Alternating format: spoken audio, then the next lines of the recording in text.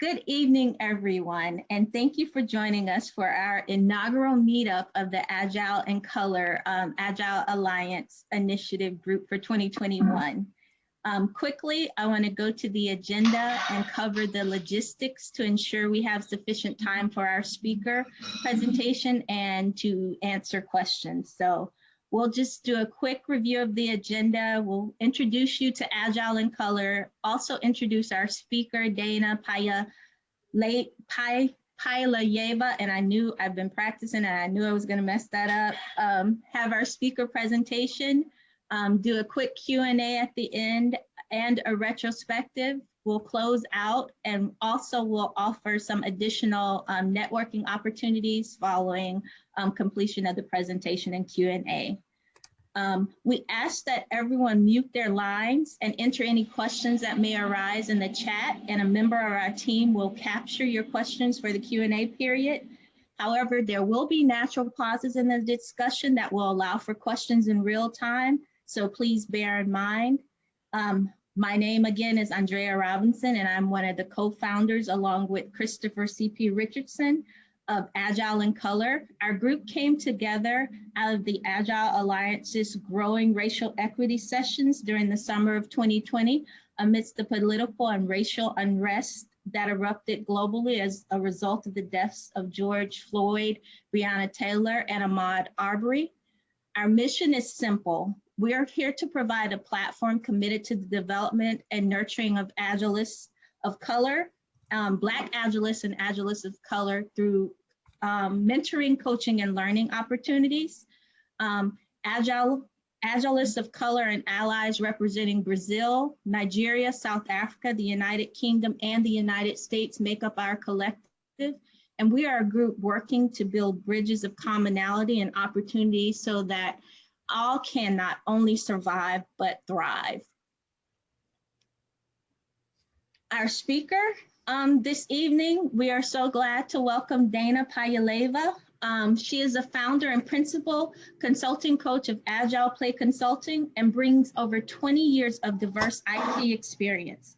Dana is actively involved in the Agile community and has served as program co-chair for Agile 2019 and Agile 2020, and will be sharing insights on the speaker submission process for Agile 2021 this coming July. So please welcome Dana to our group, and I'll hand the conversation over to Dana to begin her presentation. Thank you so much, Andrea. I'm going to share my screen. Okay. And so you should be seeing blue screen with want to speak to at the Agile 2021. Are you seeing that? Yes. Are you seeing something else? Yes, we see that. Okay, excellent, because I have two monitors, so sometimes Zoom gets confused. So I am going to share a few things through the presentation, and then I'm going to take you over to Agile Alliance website so I can show you specifically some of the additional information that's available to you, and we'll show you submission system. So once you decide that you're ready to submit, you will know how to navigate it. How does that sound? Yes? No? Okay. Great. Yes. All right. So why would you even want to speak at Agile 2021?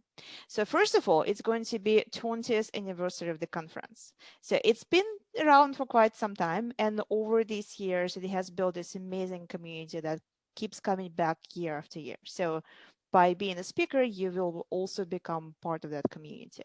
50 countries, 3 time zones. So this year we are, as you know, virtual, which means that we will be able to reach much further than we were able to reach when we were on site.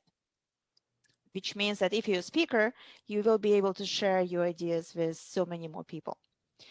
Another reason why you would want to speak at Agile 2021. I've spoken at many conferences, and this is the only conference that really cares about helping you craft your idea in the best possible way. Even if you don't get accepted, the process of going through that submission system and working with the reviewers will help you fine-tune your idea better. It will help you understand how the process works. So It's win-win whether you get accepted or not. It's a win-win because of how the process is designed. And I will give you more details about that. And as I mentioned, it's a huge community and it's an amazing community. Why do I keep harping on community? Because I've been a part of it and I kind of seen it from all the different experiences. So this is just kind of a few pictures from how I've been a volunteer as part of Agile Alliance conferences. You see this purple short people, that's the volunteers at the conference. I've been a reviewer for 2 years. I've been a speaker twice. I've been a track chair, and this is my 3rd year as the program chair at the Agile Alliance conference. So I've seen it kind of from many different angles, and let me tell you, every angle has its own advantages, and you get to experience it fully because you participate in so many different ways. Again, what you're seeing is on site. Virtual is going to be a little bit different, but we still hope that we will be able to keep that sense of community, sense of openness and engagement for anyone who is participating. Okay, what do you need to get started? Actually, 2 things. So one, you need Agile Alliance membership. The good news is that there is a level of membership that's available to you that's absolutely free. It's called, I think it's called subscriber, but basically all you need to do is just go to Agile Alliance website, register as a member. You don't need to pay anything. And that level will allow you to submit your session proposal. But without registering as a member, you can't access submission system. So you need to do that as a first step. And second thing you need, obviously, you need your bright idea. That's your lamp on the right-hand side. That's your bright idea. And so that's what you need to get started. Now, once you start using the submission system, this is where you may have a lot of questions. And the good thing is that we have additional information available to you on the Agile Alliance website that will walk you through each and every section of that submission system. We'll give you more details in terms of what information we're looking for, what do you need to submit to make the best out of the submission system. Additionally, we have a group of reviewers within the system that will be working with you if you ask for help. So one thing you need to do, submit and then ask for help, because if you don't ask for help, no one can help you. But if you do ask for help, then people on the reviewing side will be engaging with you and helping you craft your submission. They will not add additional ideas to you, but they will help your idea shine through the submission system. Okay? Any questions so far? Feel free to add questions to chat. I will be checking in with the chat itself, and then every organizer there has been asked to watch for your questions. So definitely add them on as you have them. So some of the new thing we're trying this year, which is this iterative submission process. I've seen it done in a smaller scale at the smaller conferences. I haven't seen it done at the conference of this scale. So again, it's an experiment. We hope it will work. And the reason why we want to do it in the iterative way, because we want to make sure that there are a lot of opportunities for people to engage with the submission system, get as much help as needed, and select the best ideas as soon as possible and start getting the word out there. So basically what happens with the system is that today, this is the time the submission system opens. So as of today, you can start sending your session proposals in. You have a limit of 4 session proposals that you can send in. Assuming that all 4 ideas are amazing and all 4 ideas deserve to be in the program, you have a limit of only 2 sessions to be accepted. So sad news, out of 4, we'll have to pick 2, even if they're amazing. So just something to be aware of. What's going to happen is that, see these 3 clouds that you're seeing here? So this is where you're going to be working with reviewers if you asked for help, or if you didn't, if you feel that the submission is good as is, then you're just going to mark it that it's ready for evaluation, and then reviewers will be looking at your submission and figuring out how good the submission itself is, and also how much does it stand out with the rest of submission that we got so far.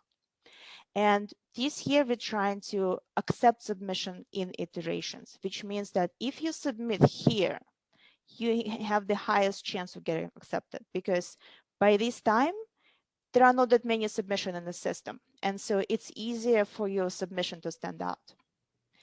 Then once we accept the first round of submissions, if your submission didn't get accepted, it still stays in the pool, but now we're getting more submissions in, which means now for your submission to stand out, it has to be better than so much more submissions. So the further in the process you add your submission the first time, the less chances you have to get accepted. So if you add it somewhere here, like somewhere around April 15th, then it has to be really, really outstanding for it to stand out, because by now you have all these other submissions in the pool. So it's something to keep in mind.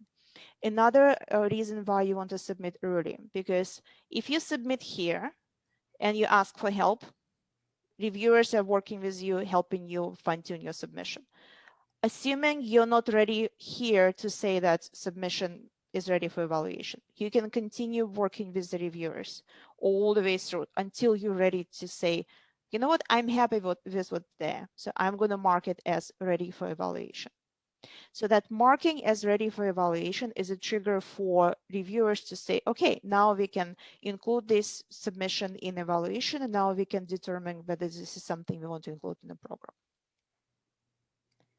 So by now, everyone should be very confused. So I am waiting for questions. Yes, we actually, Dana, we do have one question. Excellent. Mm-hmm. Yeah, and that is, you mentioned earlier that there is a 2-topic submission limit that are being accepted. You have to pick, let's say, 2 out of the 4. Will that include group submissions? That's a great question. So basically, this year we have 2 types of submissions. So one is talk, for which it's only one speaker. The other type of submission is workshop. For workshops, it's a speaker and a co-speaker. And the reason being because with a lot of workshops, you have to use either Zoom breakouts or some kind of way to manage the audience, and it's difficult to do it with one person. So we're acknowledging that fact that in the virtual space, you have to have someone helping you out, even if you are experienced speaker and you're good with managing audience. So for that reason, you have speaker with one, talks with one speaker, and workshops with 2 speakers. So assuming that you are submitting multiple workshops, yes, you will only get accepted 2 times, not more than 2 times. Even if you're doing it as individual talk or you're helping someone else on their workshop, it still counts towards the number of submissions that can get accepted. That's a great question. We have 2 more. I'll change the order here because I think may take a little bit long. This one is just asking specifically about the process, and that is, do we enter, ask for help, and then submit the review in particular, or could we submit it directly if you feel very confident about your submission? No, that wasn't the question. Okay, I'm sorry. Go ahead. What was the question? So you had it right the first part. So basically, is the process you enter it, you ask for help, and then you submit it, or do you submit it and ask for help? How does that help work with the submission process is the confusion. Yep. So I'm going to talk about that when we'll show the submission system itself. I'm going to show all the buttons, all the fields, so we'll get there. So keep your question, Phyllis, okay? I'll get there. Okay. Thank you. And then the second question was, hey, I submitted for Agile 2020, got accepted, and then the conference was canceled due to COVID. Is it a good idea to submit the same proposal, altering for a remote audience, or should I submit something totally different? That's another great question. So we would like to see submissions that are relevant, because, you know, the world has changed so much that, let's say you had amazing a submission about something that works really well in the physical room. And now we're all in the virtual, and that specific technique does not translate into virtual space. My recommendation would be to make sure that whatever you're submitting is relevant to our current state of agility, current state of our workplaces. So see how you can tailor it to the current situation, current techniques, current needs. Another reason why you would need to tailor it, because we modified the session durations. Our typical session durations were 75 minutes. For workshops, for sessions, for anything, it was 75 minutes when we were in person. Now in a virtual space, 75 minutes of talk, it's just going to be exhausting. People will start checking out much sooner. So we modified the duration of the talks that we will be accepting. So for that reason as well, you'll need to change what you're presenting. Okay, so TLDR, see if it's relevant. You can submit the same talk, but you'll have to adjust it for time. Okay. Awesome. So I'm going to move to the next slide, and then we'll get more questions as we move along. So key dates to remember, and I know you won't remember them all. So I'm just pointing out that there are multiple submission deadlines and acceptances, and I want to clarify what that means. So basically, today, the submission system has opened up, so you can start putting in your submissions. February 14, everything that's in the system that is marked as ready for evaluation will be picked up and looked at by reviewers, and the selection will be made from everything that's in the system at the February 14 mark that has been marked ready for evaluation. Based on selection that will be made by reviewers, there will be first round of acceptances sent out on February 28, which means that end of February, some people will already be accepted as Agile 2021 speakers. They'll have some work to do once they get accepted, because we want them to do this small 1-minute video about what's so cool about the talk. They want others to hear what are some of the topics that have been accepted, what are some of the interesting ideas that are coming out. So speakers will start working on those 1-minute videos that we will be using to promote their talk as well as Agile Alliance conference, which means if you submit early, if you get accepted, you get a lot of publicity, right? Your name will be out there on Twitter, on LinkedIn, and all those social medias channel to bring more attention to your topic that you're presenting. In the meantime, the second round is happening. March 14th is the time to mark your submission as ready for evaluation if you want it to be included in the second round.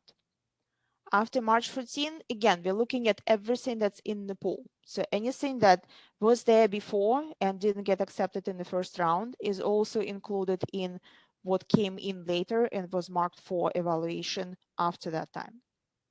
So anything from January 25th to March 14th that's ready for evaluation gets included in that second round. And we're making selection from the second pool. And again, March 31st, the announcement is going to go out. Again, the second wave of speakers will start working on their little 1-minute video. We'll start marketing them as well. And the third round, the final round, is happening here.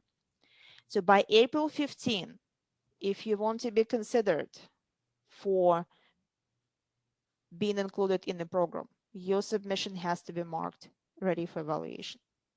Because if it isn't, it's not going to be looked at.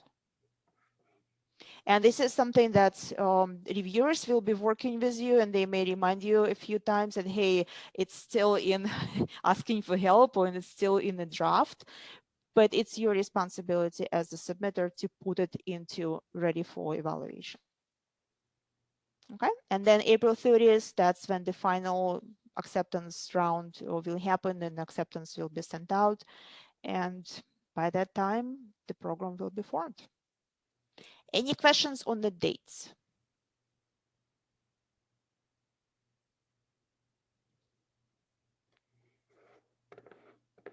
Chris, any questions there? No, ma'am, not specifically with today. We do have another.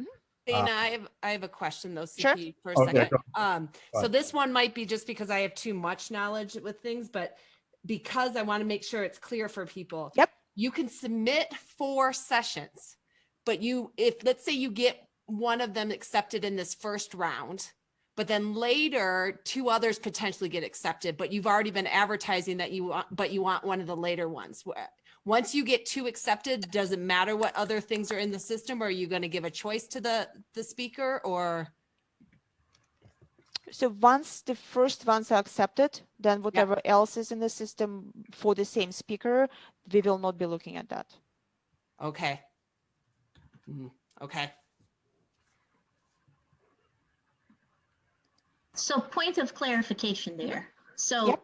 we have the opportunity to get 2 sessions approved for speaking. So say our first session gets approved in the first window, and then we've submitted 3 more proposals that are, say, in the second and third window. If the second one gets accepted in the second window, no more of our submissions will be considered from that point forward. That's right. Okay. Which is something to keep in mind. If you already got 2 submissions that got accepted, that probably don't waste time putting another one, because you already have 2. You've reached your limit. And it's again, it's something that, go ahead, sorry. Oh, no, it just popped something else in my head. So say we have 2 individual submissions that get accepted, and then we have a group submission. If we're part of a group, will that group no longer be considered because we are part of that group and we have 2 submissions already approved? That's where the limit comes into picture. Okay, so we need to be strategic in our approach for individual submissions and group submissions. Or is there a lead submitter, or does it take into the group in totality? Okay. It doesn't matter. So basically, you as a person can only speak 2 times, whether you're speaking individually or you're speaking as part of the group. But to your point, that if one of the speakers got accepted twice, then effectively the entire group will no longer be considered. Okay, it's good to know. Any other questions on that, or anything else for that matter? Okay, then I'm gonna move to useful links, and I'm gonna walk you through some of the things that are available to you on the Agile Alliance website, and I will show a little bit of the submission system so you know how it looks like when you get there. Okay, and there will be one more thing that I'm not going to cover right now, but just I'll show you where it is and you'll get the slides so you'll know to look for it. And that one more useful thing is something that I love sharing about how to write good learning objectives, because one of the sections in the submission system is the learning objectives. So this is just a reference for you. I'm not going to go into details, but something to help you when you're crafting learning objectives for your session. Okay. All right. And ta-da, Agile Alliance website. So if you want to learn anything about Agile Alliance conference, that's where you need to come. agilealliance.org, Agile 2021. And this is all the information that you need about the conference itself and specifically about submissions. Lots of information there. And all the process and details. Someone might mute their mic maybe because there's some, yeah, thank you. So in details, everything that I mentioned, the submission process, the 3 clouds, the more information about why we want to do it, what's in it for me. I mentioned that there is more opportunities for marketing, for getting your name out there, for getting your name in all these, social media channels, more attention from the reviewers, the type of the submission that we're looking for, talks, workshops. If you have idea about panel, I know at least one person on this call loves panels. So we don't have a field to enter the panel in. But if you have a great idea for a panel, just reach out directly to the program team and we'll talk about how to make it happen. Okay? You know who you are. Okay. Another thing, you get compensated for speaking. You get $250 honoraria. You get complimentary all access pass to the conference. You'll be able to watch all the recordings and you get complimentary Agile Alliance membership. And so this is the full access membership. So remember I mentioned that in order to submit something, you have to have a membership. So the free level is good for submission. This complimentary Agile Alliance membership gives you the whole thing. So you're able to participate in the different programs. You have access to all the libraries. You have many more benefits that comes with Agile Alliance membership that you get through being a speaker. Just like I mentioned, only one presenter can submit a talk. For workshops, there might be a co-facilitator. And something that's very different from last year or any years, something very different from 19 years. How about that? For workshops, we are actually compensating both. Yes, I see. Yes. For workshops, we are compensating both the presenter and co-facilitator because they both are going to be working really hard. In virtual space, you need that second person. Otherwise, the attention will be just shifting between, hey, how do I get this person in? Or someone is unmuted, or someone lost their link, and actually trying to facilitate and deliver. So that's the acknowledgement there. So you've seen the dates, you've seen this process. Now, how do I submit? There are tons of help that's available. So one is this link, how to create a great submission. It gives you all the details. It also gives you 2 examples from last year's, some of the sessions that were submitted and accepted into a program. So you can see how other people put together a presentation proposal that was accepted into a program. Now, questions that Phyllis had about different states. So you have 3 submission states in the system. One, when you're submitting your proposal for the first time, it becomes a draft. Unless you say that you need feedback or it's ready for evaluation, it just stays in the system. You can continue working with it, you continue modifying it, do whatever you want with it. It's just there for you, you saved it, so you kind of saved your work. Reviewers are not looking at it, no one is looking at it, it's just in the system. Now, when you feel that it's ready for at least the first conversation with the reviewers, that's when you can mark it feedback requested. That's when notification will go out to reviewers team saying, hey, there is the submission asking for help. And reviewers have service level agreement that they will respond to you within the 48 hours. Someone will reach out to you and start working with you, helping you craft that submission. If you have specific questions, okay, hey, can you take a look at this area? They'll engage responding to specific question, but overall, they will be looking at the submission holistically to see what's missing. How can they help you polish what you're submitting and help your ideas come through? Once you're happy with the work that you've done with the reviewer who is helping you with the submission, this is when you can say it's ready for evaluation. And once you marked it ready for evaluation, that's when it will start being included in those rounds that I was mentioning. Okay, so very important to remember to move it from draft to feedback requested or ready for evaluation. Now, assuming you put it in draft, you crafted it and you feel like it's ready. You don't need any feedback. You feel like this is it, I got it. So you can totally click on ready for evaluation and submit it for evaluation. But as Agilist, I'm sure you want feedback, right? So at least send it for feedback once. And then if you don't get anything more useful than you already knew how to make it better, then make it ready for evaluation. But at least send it for 1 round of feedback. Trisha, do you have anything to add? I think you have some insights. Come on. The most speakers that have been speaking at this conference for years still highly recommend doing the review, simply because they know how they're forming the track and basically what they're looking for with it and how their reviewers are looking at it. So they'll be able to, in some ways, help you format and really articulate your ideas. And so it can be really, really powerful. It's, as Dana said at the start of this is one of the things that makes me love this conference the most, is that offer to give help. Thank you. Dana, Yep. is it a good time to jump in with some more questions?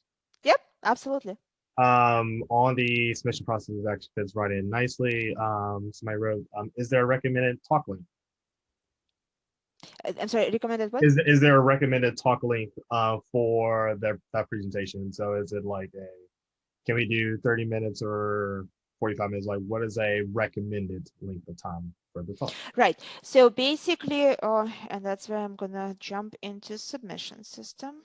So let me just do that.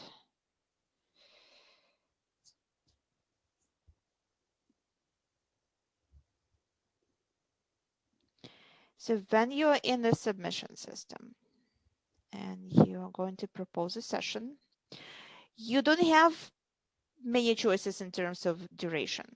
So you have talk, that is 30 minutes pre-recorded plus 20 minutes of live Q&A. And you have a workshop, which is 50 minutes. So the entire duration of your time slot is going to be 50 minutes, 50. Now, the difference between talk and workshop is that workshop is going to be done live. All 50 minutes you're on with your co-facilitator and you're engaging with the audience. And not only you're engaging with the audience, you're actually making them do something. Either they're in the breakout rooms and they're building something together, they're having conversation, they're coming up with ideas. So there is something where they're engaging, they're doing something, they're interacting, there is value that's coming out from that group engagement. You're also sharing something with them, but the main focus is on that interaction, on that experience when they're not learning only from you, but they're also learning from each other. Now, the talk is your 30 minutes that are pre-recorded. And the reason why we had tons of debates about how we can do it in the best possible way. Should we do it right at the moment when people are coming in, the best ideas, the freshest information? Yes, we'd love that. But unfortunately, we are in a virtual world, which means that internet connection can go down at both ends. And I think some of us had that experience before. Yes, and so that's what we're trying to avoid. So because of that, we came to this nice balance where it's 30 minutes of pre-recorded talk. So in case internet connection breaks, at least that 30 minutes are going to be delivered. And then another 20 minutes is speaker and audience live Q&A.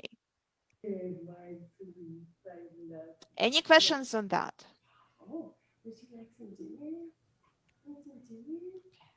Question from the background? Someone is having discussion in the background. Hey, Dana. Yes. There are a couple in chat that I'm sure we'll get to, but with me here, if you want me to jump in and answer some of the easier ones, I can do that in chat for you. Yeah, absolutely. Feel free to do that. And thanks for joining. Bernie, I haven't seen you earlier, so it's good to have you.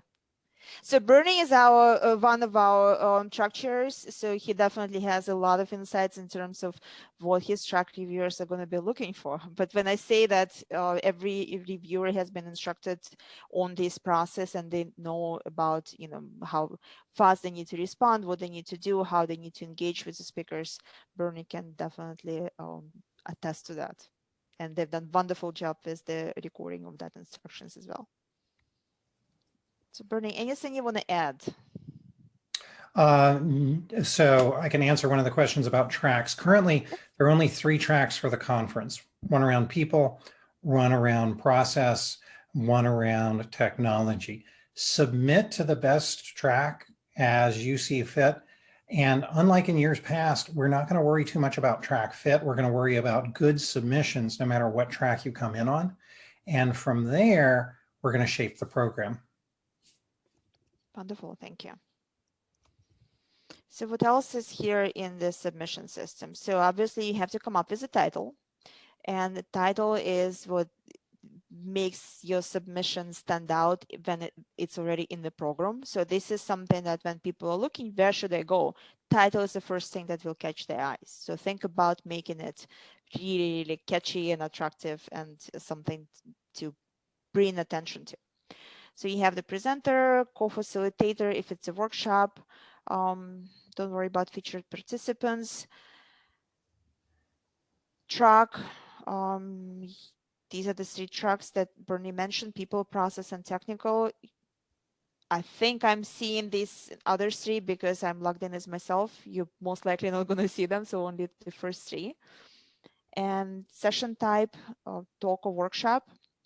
Audience level. So audience level, learning, practicing, and advancing. That's another way to think about the level of experience in Agile space. So are you thinking about a workshop or talk that will be appealing to someone who is very new? So someone who's still learning about basics of Agile, someone who's been doing it for some time and embracing the mindset that's practicing, and advancing is the kind of next level where people are coming up with their own practices and speaking and doing things like that. So think about who is your primary audience for this talk, and maybe it's all 3, but just who is the primary target that you You can't select more than one. You can only select. Thank you. Yeah, that's why you need to think about primary. Who is the primary, and then others might benefit as well, but primarily is a specific one. So maximum desired attendee. So this is an interesting field, specifically relevant for workshops, right? Because if you're thinking that your workshop, you've done it with like 12 people in a company, and now you're thinking that you'll have 12 people, so that's your maximum desired attendee. That's probably too small for this conference. And that's why we're saying that we are giving an honoraria to the second person for the workshops, because that help that you're bringing will help you scale your workshop to a larger number of attendees. But still think, what's the maximum? Is it 100? Is it 200? Is it 30? So what's the right number that will make this workshop the best experience for everyone involved? Is there a minimum number you guys are considering? It's up to you, whatever you're comfortable with, right? So if you're bringing a workshop, just to give you a ballpark idea when it's on site, then you're looking at 100 people in the room at minimum. Obviously, when we're in a virtual space, that number is determined by how many you and your co-facilitator can handle. Okay. Another interesting field here that it was not there in the previous submission system, the time zone. And the reason it's there, because we will be delivering this in 3 different time zones. And depending on which time zone you're in, that's the time zone that you will be presenting. Now, assuming that your submission didn't get in for this time zone, but it's a really good talk or a really good workshop, it's a really good topic that we want to have at the program, but in this time zone, there is no more space. We may reach out to you and ask, would you be willing to present it in a different time zone? That's also an opportunity. Okay. Any questions on that? Okay. So if you're requested to present in a separate time zone, in a different time zone than the one you selected, would you also still be able to present in your primary time zone, or it's a potential to have a slot so that you can present? Is that the thought around that? Like if all of the prime slots, say in Central Time US, were taken, but they still feel value in the presentation if you would submit just in a different time zone?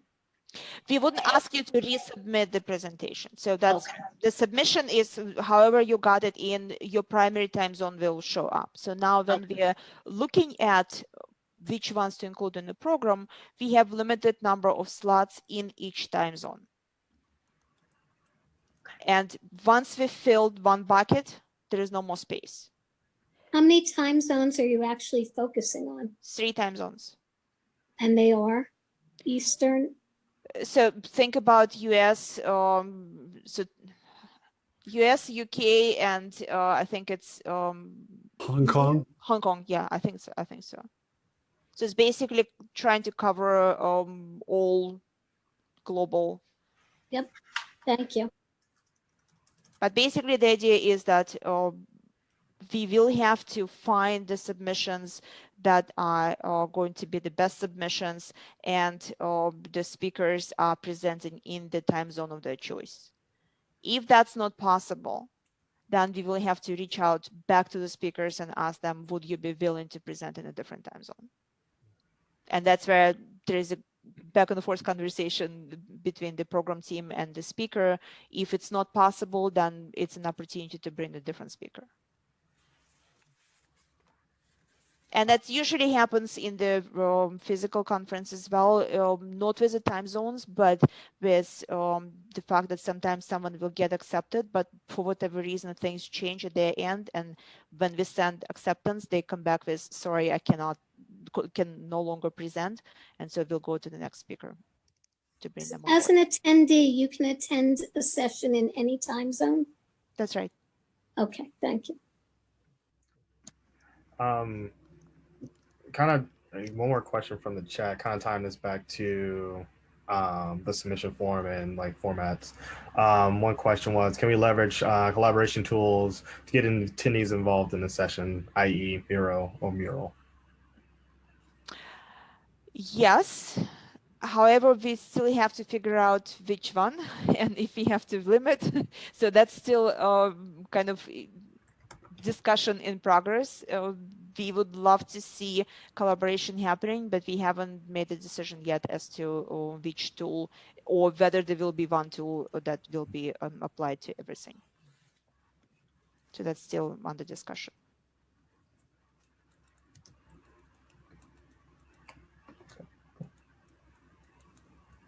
But yes, the idea is that workshops are enabling that collaboration.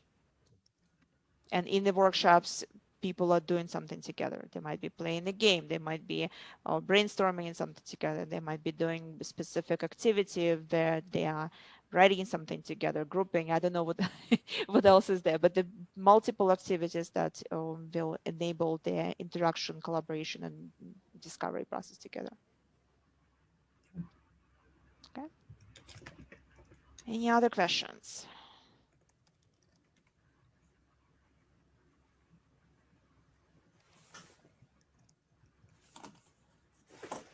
So if you are planning on using a tool like Mural or whatever, and you're having interactive stuff, how does that get included in, are you attaching any documentation to this? How do you, you know, how detailed should you get? Do you show examples of your games or, you know, some of our TBR stuff and blah, blah, blah? Okay, sounds great. So basically this all goes into information for program team, and you also have a way to attach PDF. So before I get there, let me just quickly show some of the other stuff up here.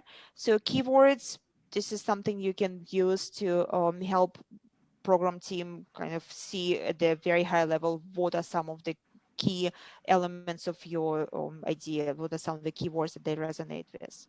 Abstract is a very short overview of your session that would be included in the program. So think about the primary audience for the abstract is the person who's attending your conference. Learning outcomes, remember that bulb that I was showing? That's what you'll need to use to craft good learning outcome, because learning outcome is focused on the conference attendee. It's what they will be able to do after attending your session.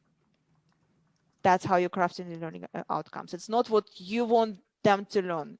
It's what you know or what you expect them to be able to do after they attended your session. Prerequisite knowledge, if there is something that, let's say you are doing it for the advanced level and you want everyone to be familiar with Nexus. Okay, so then put it in here. If it's specific to a technique or framework within which you want to have this conversation. Information for program team. So this is where you want to put as much as possible in terms of the level of details. Information for program team is not visible to anybody but the program team, which means structures, reviewers, program team, but not the outside world. And the reason why I'm mentioning the level of details, because this is how reviewers will know what is this going to be about. Is it going to be interactive? What kind of activities will be included? The more details you will provide, the more they will get a full picture as to how cool this workshop is going to be. Because they can read your mind. If it's just one sentence, I'll show my game and no one heard about your game, then it would be hard for them to figure out why this submission is better than anything else. So the more details you put in, the time breakdown is helpful. So giving them an idea as to how well will you manage your 50 minutes that you have, how much will you engage the audience, so what's going to happen in your submission, in your session. If you have any presentation history, which means you presented this session or a different session, you presented at either a conference or meetup, internal conference, put it in. If you don't have any presentation history, that's fine too, because we are looking at a different level of speakers, at different level of experiences, so everything is fine. So you don't have to be a seasoned speaker to speak at this conference. You need to have a great idea, you need to think it through, you need to plan it, you need to create a good submission. But not speaking previously will not stop you from being accepted. Okay. If you have a presentation sample, you can include it here. You can attach PDF with, let's say, the screenshots of your mural if you have it. So that's all for you. So a couple of things here. So obviously the code of conduct, the privacy policy, copyright agreement, use of name, likeness, and information. So non-commercial agreements. All those things are important, especially because we are doing it in the virtual space. Typically, when we do it on site, we're not recording anything. Here, everything is recorded, everything will be part of the Agile Alliance library. So that's why when you're submitting, you're giving this permission to use it as part of the library. And Phyllis, this is the answer to your question, the 3 buttons. So you can save it as draft, you can ask for feedback, or you can submit for evaluation. Okay. And so I know we are 6 minutes before the end. So what questions do you have?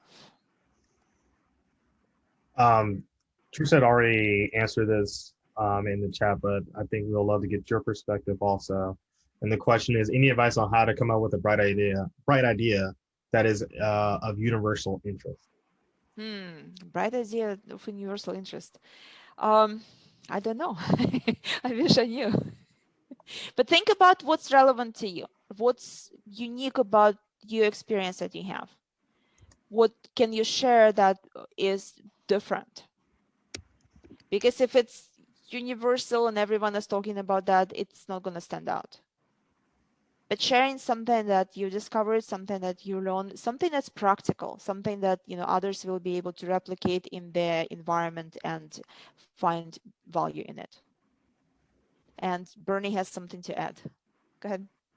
So one of the tricks that I learned, so I got declined the first year I submitted, but one of the tricks I learned after becoming a reviewer in 2015 is go read other people's submissions.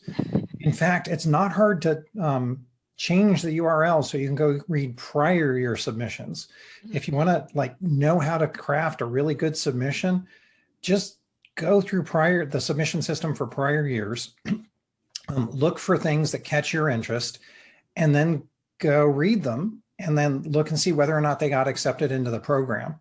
If you do that, and this is probably an hour or two's worth of your investment, and read 10 or 20 submissions, you're going to have a really good idea of how to craft a compelling submission that engages both the evaluators and the eventual attendees. It's not going to help you with your own idea, though. No.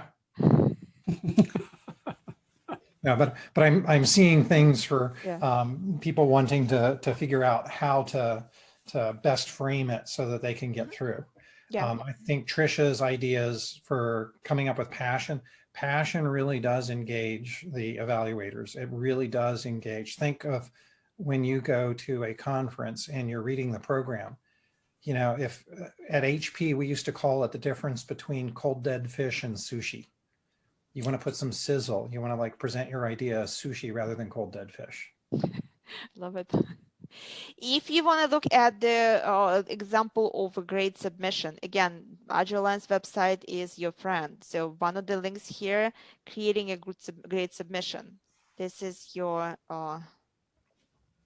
article. And then at the end, there is actually an example of one of the submissions. So that's if you don't want to poke around and look at URLs and all that stuff, what Bernie suggested. But you can do it as well. So that's not a bad thing.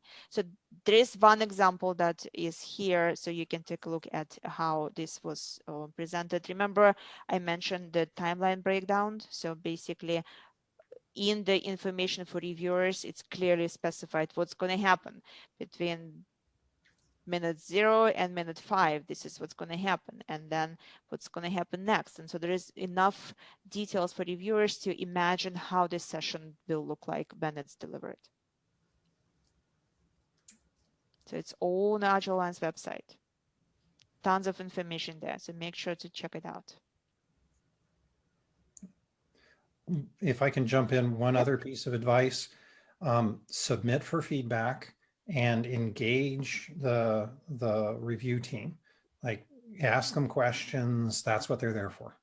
It's our job to make your presentation, your submission, as compelling as it possibly can before you get around to saying that you'd like it evaluated. Awesome. Any other questions? So there was one in there, Dana, of will this be repeated? I think it's being recorded. It Yep. is being recorded, yes. Yep, it's being recorded, and you will also, we're actually doing live play-by-play via Twitter. So all the questions that have been answered, I'm sorry, Dana in advance and Bernie in advance. You have like a ton of Twitter mentions. So it'll be posted there, and it will also be posted on our LinkedIn group too. So, yeah. Fantastic, fantastic. And if you have questions, remember, reviewers are your friend. Are your big friend, your friends, plural. So definitely submit, ask for help. And I'm telling you, they are very keen on helping you succeed.